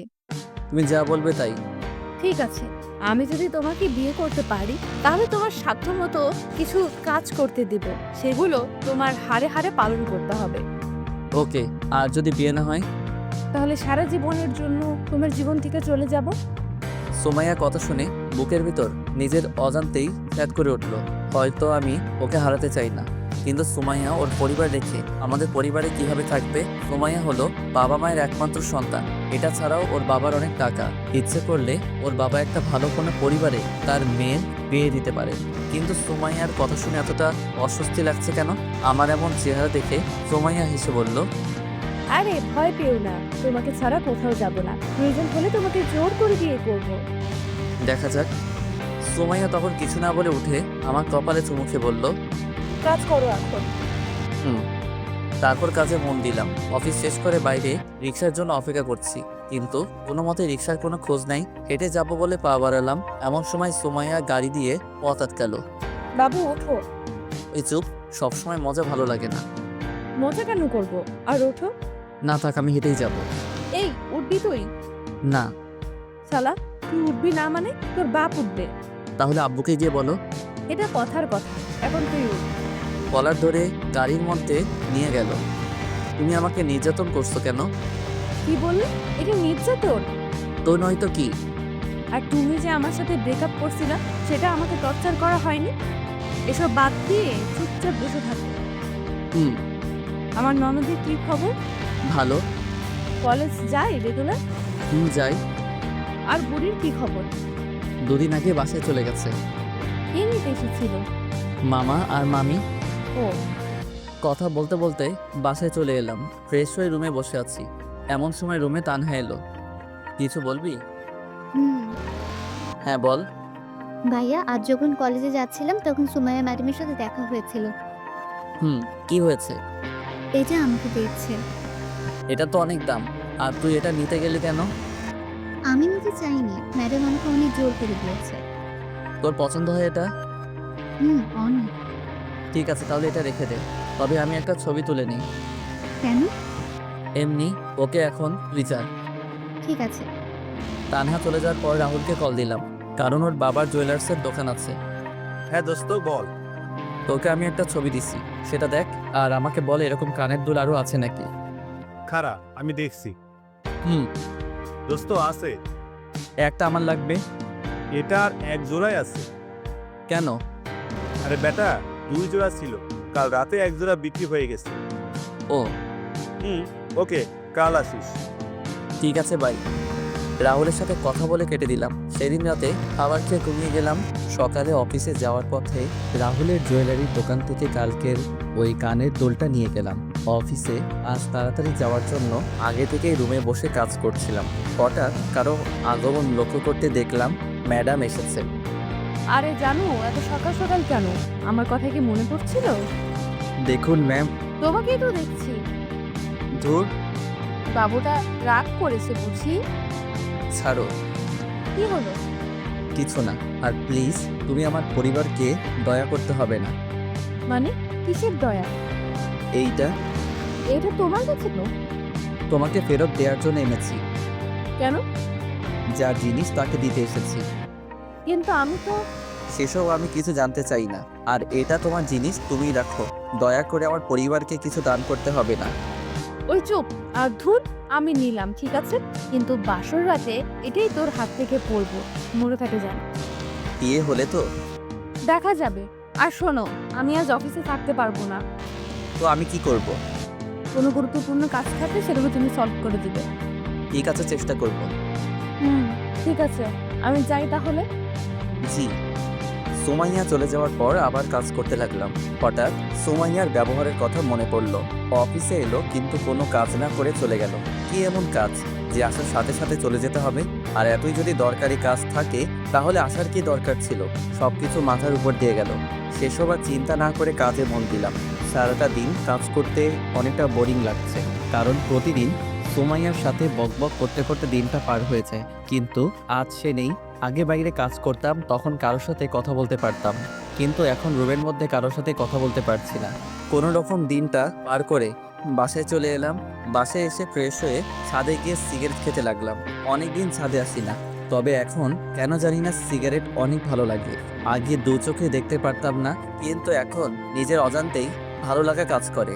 প্রতিদিন কমপক্ষে 2টা খেতেই হয়, আর না খেলে কেমন জানি মনটা খচখচ করে। সে যাই হোক, সিগারেটটা ধরিয়ে খেতে লাগলাম আর ছাদে হাঁটতে লাগলাম। কিছু সময় ছাদে থাকার পর রুমে চলে এলাম। একটু পর তানহা ডেকে গেল, আম্মু আব্বু নাকি ডাকছে। তাই আর দেরি না করে আব্বু আম্মুর কাছে গেলাম। আমাকে ডেকেছো? বলো। আগামী সোমবার তোমার বিয়ে। আব্বুর কথা শুনে মনে হচ্ছে আকাশ থেকে পড়লাম। মনে হচ্ছে আমি স্বপ্ন দেখছি। আব্বু, এটা স্বপ্ন নয় তো? চুপ হারামজাদা, তোর সাথে কি তোর আব্বু মজা করছে? সেটা আমি কি করে বলবো? মজাও তো করতে পারে। ইমেল, আমি সিরিয়াস। কিন্তু আব্বু, পাত্রী তোমরা কই পেলে? পাত্রী পাইনি, পাত্রী নিজে এসে আব্বু আম্মুর কাছে ধরা দিয়েছে। কি এসে? তোর অফিসের বস। কি বলছো এসব? ঠিকই বলছি, আমরা সবাই রাজি। এখন তুমি কি বলো? আব্বু, এটা ঠিক হবে না। কেন হবে না? কারণ ওরা অনেক বড় লোক আর ওর বাবার সম্পত্তির গরমে থাকবে। আমার কি কম আছে? আর মেয়েটা খারাপ না। তানহা সব বলেছে তোর আর ওই মেয়েটার কথা। তানহা, ওকে ভয় দেখিয়ে লাভ নাই। তোর আব্বু যেটা বলছে সেটাই ফাইনাল। কিন্তু কোনো কিন্তু নাই। সোমবার তোমার বিয়ে মানে বিয়ে। দূর ভাল লাগে না। আর কোনো কথা না বলে রুমে চলে এলাম। দূর, আমাকে কোনো কিছু না বলে বিয়ে ঠিক করে ফেলার কোনো মানে হয়? আর এসব বিয়েটি কিভাবে ঠিক হলো তানহাকে জিজ্ঞেস করি, দেখেও জানে কি না।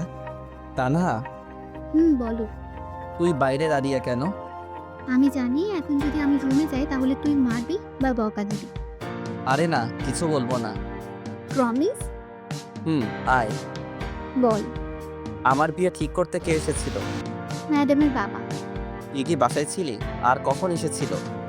বিকেল 3টের সময়। আর ভাইয়া, তুই বিশ্বাস করবি না, ম্যাডামের বাবা অনেক ভালো। প্রথমে আব্বু রাজি ছিল না, কিন্তু যখন বললো সুমাইয়ার কোনো মা নেই, তখন আম্মুর মন বলে পানি হয়ে যায়। আর আম্মু আব্বুকে কিছু একটা বলে, যার জন্য আব্বু রাজি হয়ে যায়।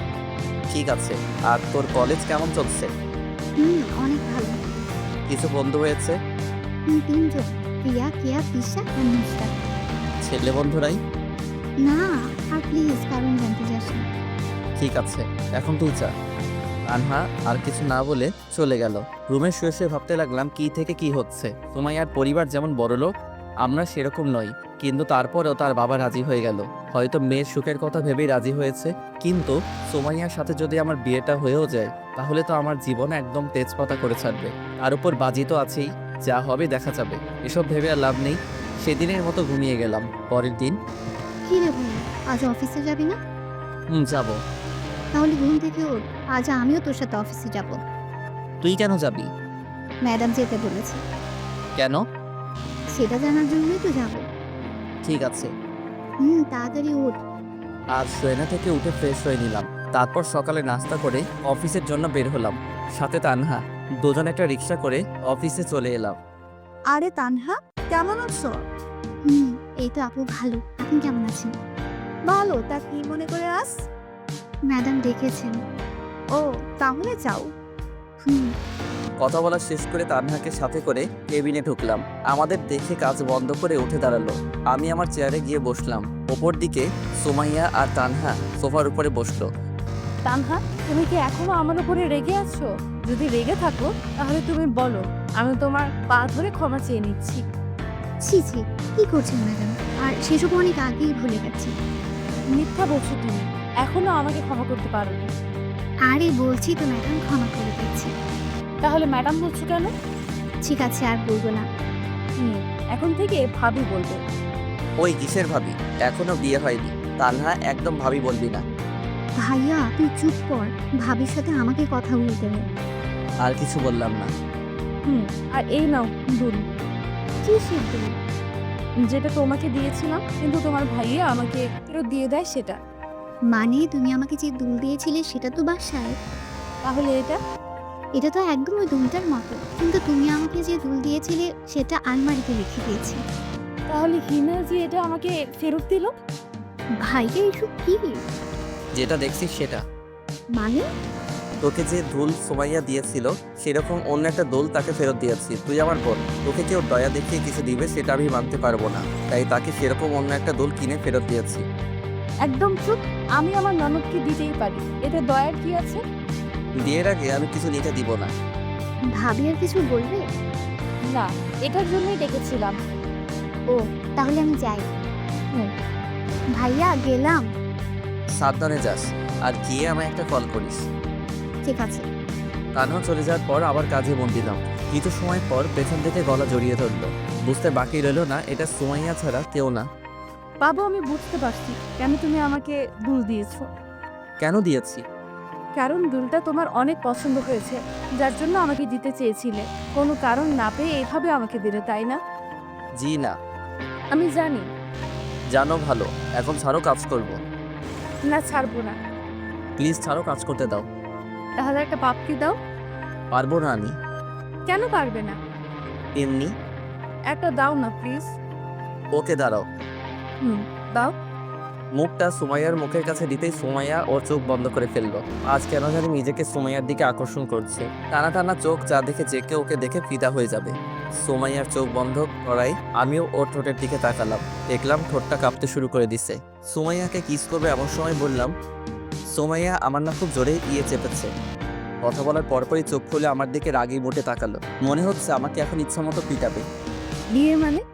ইয়ে মানে হিসু, 1 নাম্বার যাকে বলে। কিস করার সময় এটা পাওয়ার ছিল নাকি তুই এমনি বলছিস? ছি, আমি কি তোমাকে মিথ্যা বলতে পারি বলো? জানা আছে তো সত্য কথা। তাহলে আমি যাই। যাই মানে? কোথায় যাবি? ওই যে হিসু করতে। তোর সাথে আমিও যাব। কি, তুমি যাবে কেন? দেখবো তাই। ছি, তোমার লজ্জা লাগবে না? চুপ কর হারামি, আমি কি তোর মতো লুচু নাকি? দেখবো তুই ইয়ে করবি নাকি আমাকে মিথ্যা বললি। এই রে, মনে হচ্ছে ধরা পড়ে গেলাম। এত কষ্টে একটা মিথ্যা কাহিনী বললাম, সেটারও ফেলুদা বানিয়ে দিল। কি হলো? কি ভাবছো? বিয়ের কথা। কার বিয়ে? আমার আর আমার।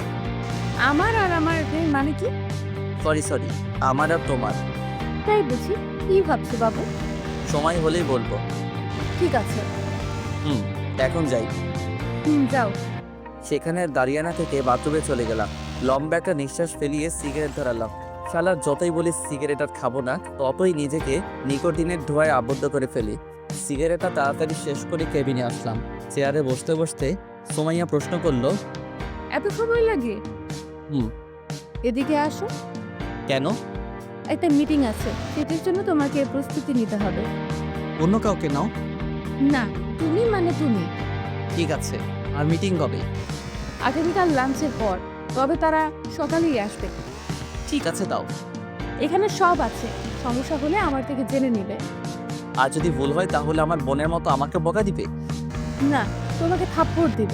এক কথা শুধু বারবার বলে। মনে হচ্ছে রেগে গেছে, তাই আর কিছু বললাম না। সারাদিন আমাকে রাগাই, কই আমি তো কিছু বলি না। আর এটুকুতেই রেগে গেল। ওকে আমিও আর ডিস্টার্ব করবো না। মাথা থেকে সব ছেড়ে ফেলে কাজে মন দিলাম। অনেক সময় কাজ করার পর বাইরে যেতে দেখলাম সবাই লাঞ্চ করতে গেছে, তাই আমিও কেবিনে চলে আসলাম। দেখলাম সোমাইয়া টিফিন বের করছে। ওকে টিফিন বের করা দেখে আবার বাইরে চলে এলাম। অবশ্য সোমাইয়া 2-1 বার ডাক দিয়েছিল, কিন্তু আমি না শোনার ভাব করে বাইরে চলে আসি।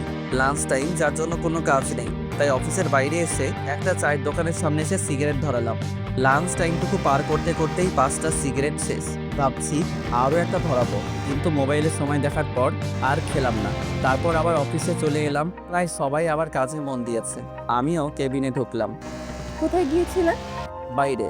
কেন? লাঞ্চ করতে। আমি ডাকলাম শুনলে না কেন? শুনতে পাইনি। ঠিক আছে, আসো, এখন খাবো। আমি বাইরে থেকে খেয়ে এসেছি। জানি তুমি মিথ্যা বলছো। সত্যি বলছি। না, মিথ্যা।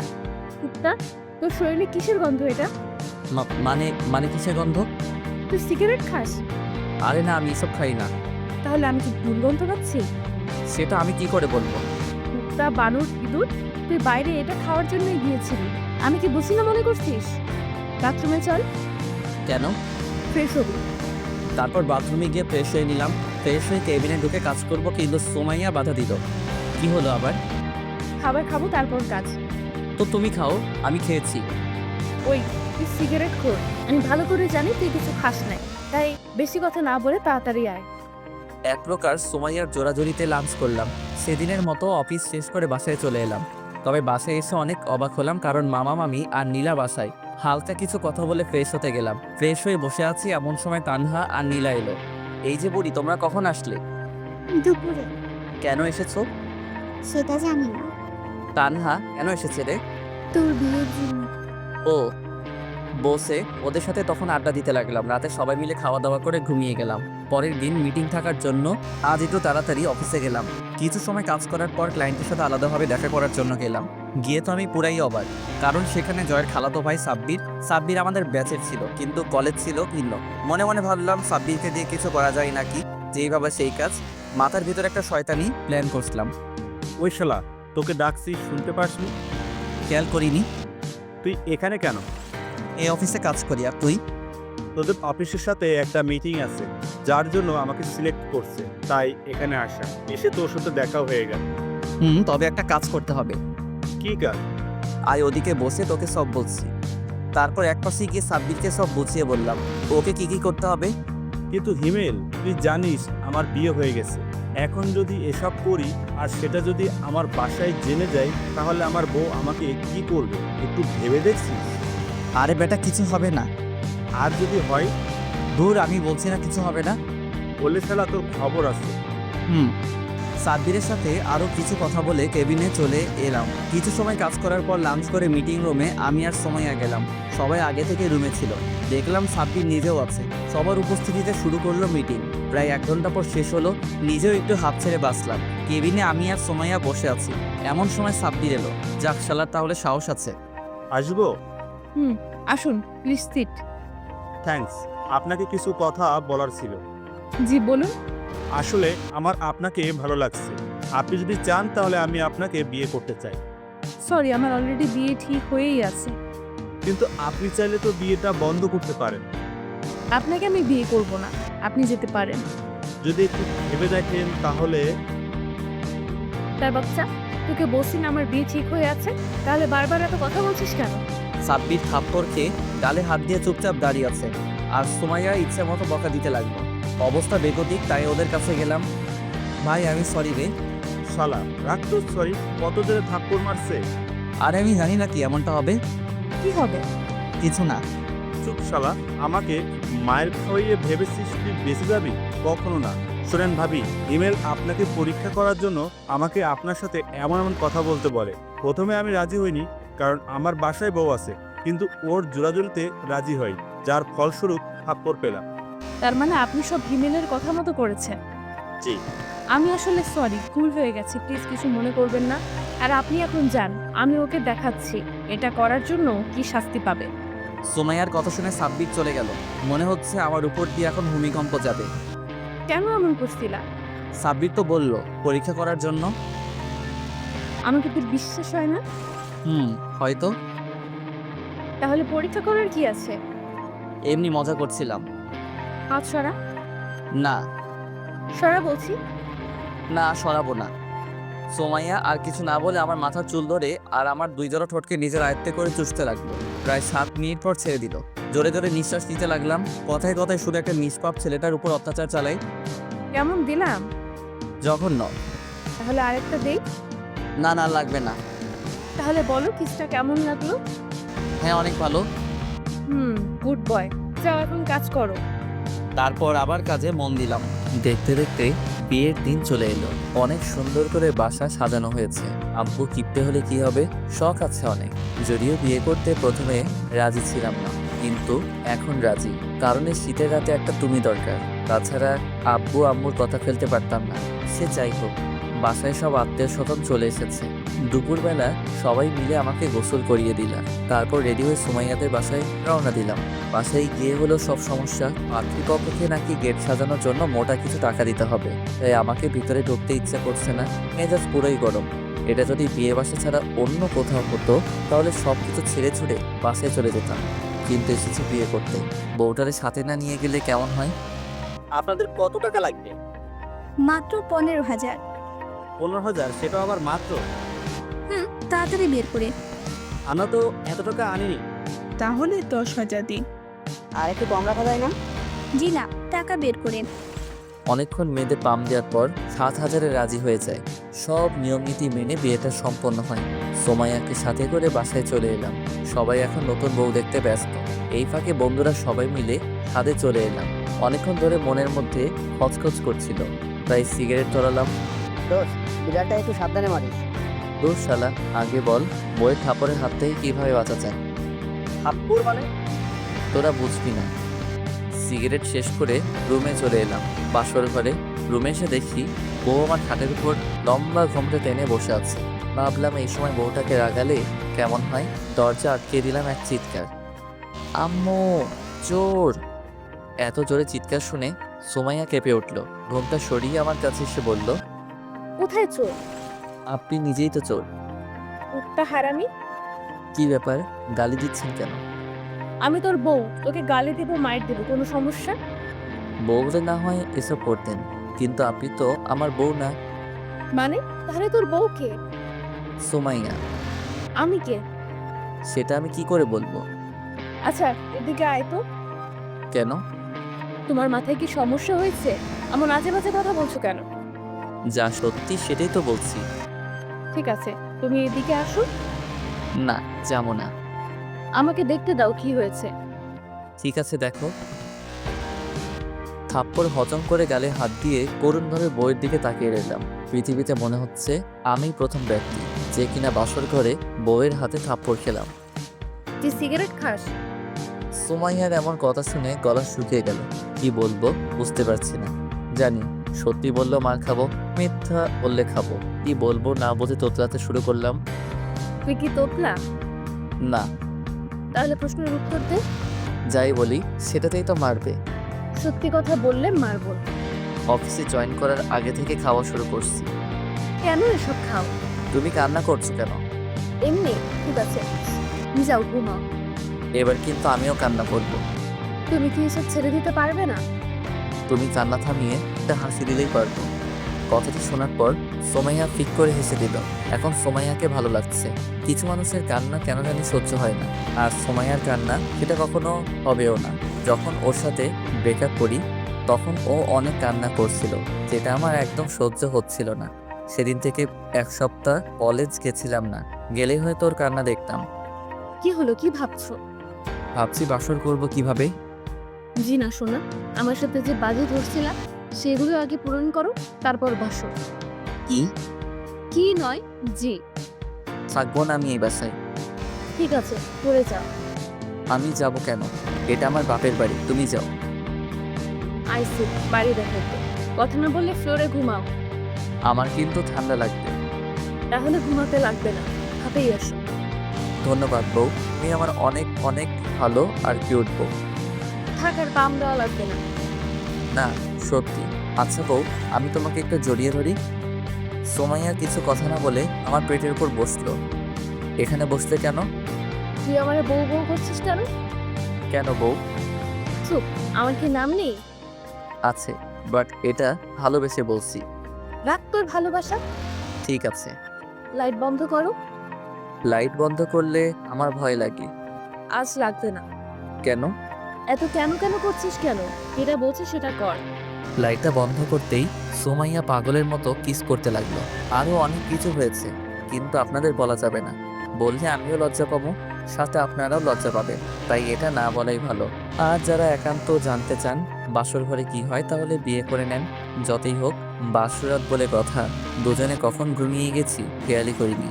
সকালে ঘুম থেকে উঠে দেখি সোমাইয়া আয়নার সামনে বসে চুল ঠিক করছে। উঠে গিয়ে কোমরে হাত দিয়ে সোমাইয়ার চুলের মধ্যে মুখ ডুবিয়ে দিলাম। হঠাৎ এমন করায় সোমাইয়া অনেকটা কেঁপে উঠল। তারপর স্বাভাবিক হয়ে বলল, কখন উঠলা? এই মাত্র। শাওয়ারে যাও। একটু পর।